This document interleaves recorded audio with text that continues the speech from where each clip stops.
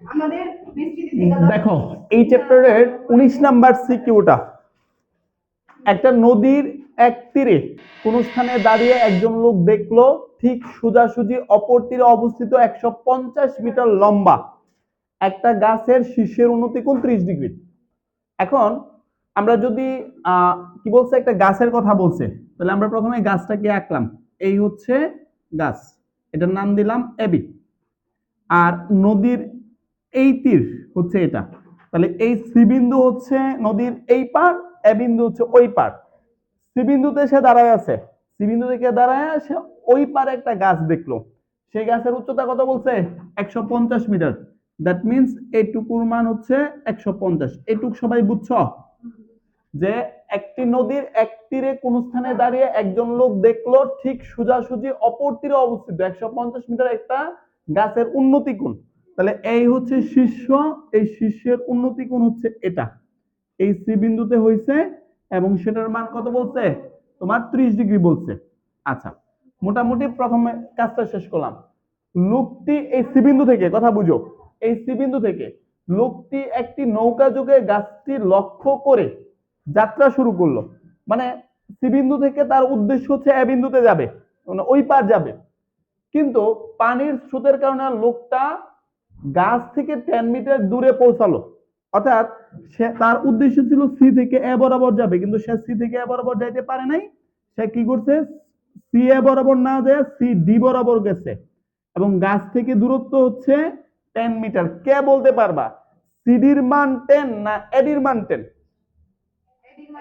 এডির মান 10। গাছ থেকে 10 মিটার দূরে সে পৌঁছাইলো, দ্যাট মিনস এইটুকুর মান হচ্ছে 10 মিটার।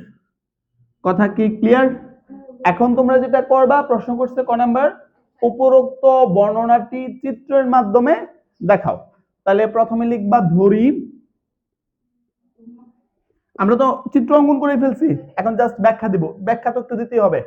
ধরি গাছের উচ্চতা এবি ইকুয়াল 150 মিটার।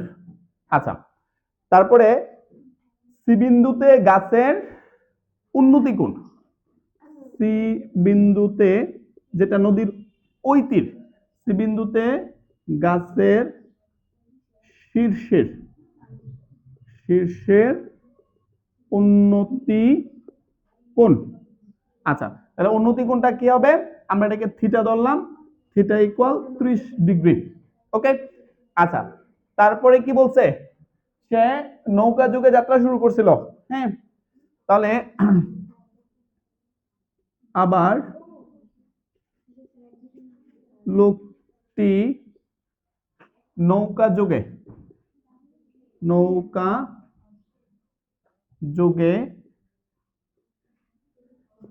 গাছটি লক্ষ্য করে যাত্রা শুরু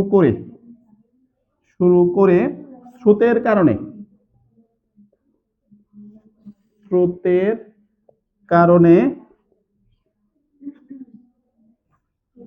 কারণে এডি ইকুয়াল, গাছ হতে, কথাটা একটু লিখে নাও, কারণে গাছ হতে 10 মিটার দূরে পৌঁছালো। অর্থাৎ আমরা অবশ্যই বলবো এডির মান হচ্ছে কত? তোমার 10 মিটার।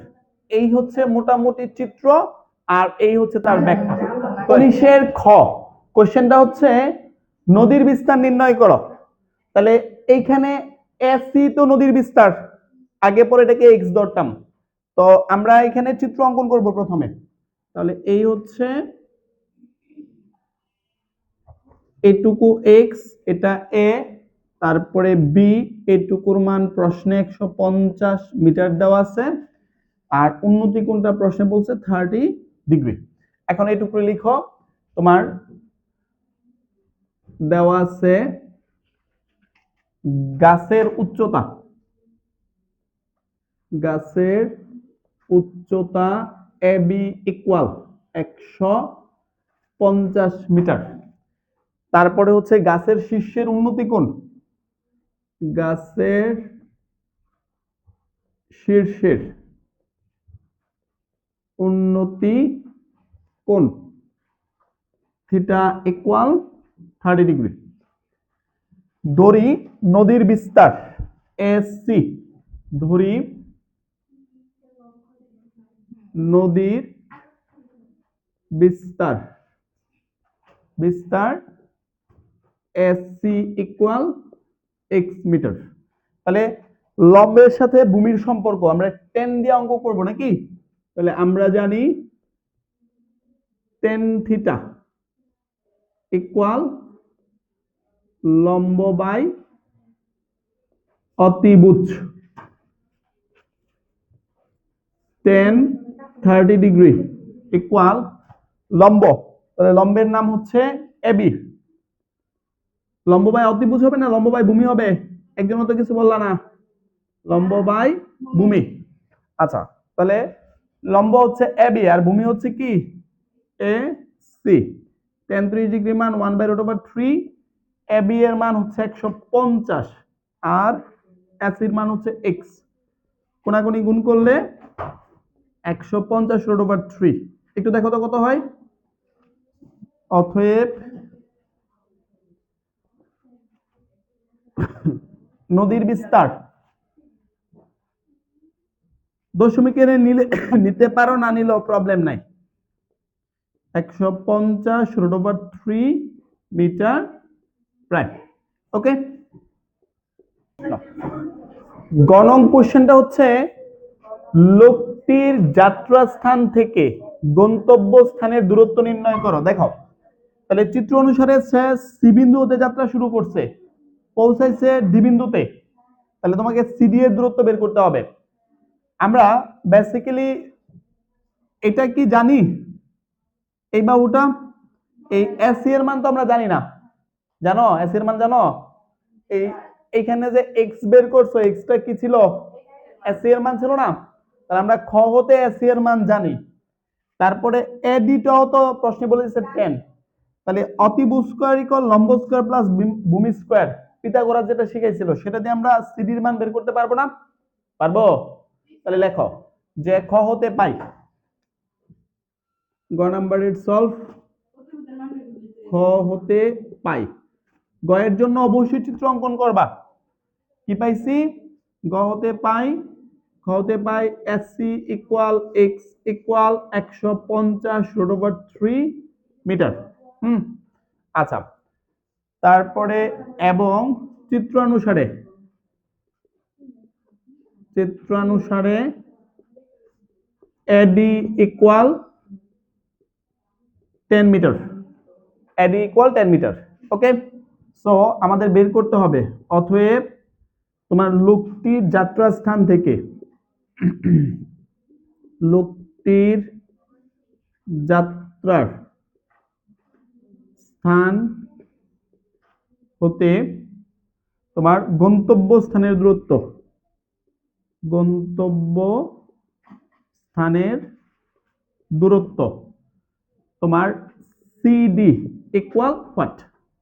তাহলে এসিডি একটা সমকোণী ত্রিভুজ, তাহলে লিখবা সমকোণী ত্রিভুজ এসিডি এর ক্ষেত্রে অতিভুজ স্কয়ার ইকুয়াল লম্ব স্কয়ার প্লাস ভূমি স্কয়ার, সিডি স্কয়ার ইকুয়াল লম্ব হচ্ছে এডি স্কয়ার প্লাসের ভূমি স্কয়ার।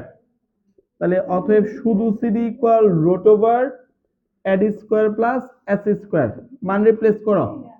এসি এর মান হচ্ছে 150, এইটুকু করে চাপো। আর এসি এর মান কত? এডি এর মান 10 ছিল, মানে এটা 10 ছিল, আমরা একটু উল্টাপাল্টা লিখে ফেলছি। তোমার 10 স্কয়ার প্লাস 150√3 এর উপরে স্কয়ার। দেখো তো সিডি এর মানটা কত হয়? একবারে ফ্রেশ 260 না? 260 রুট ওভার করছো। তাহলে আমরা এখন এটা হচ্ছে সিডি এর মান, তাহলে সিডি মানে তো কি? অতএব লোকটির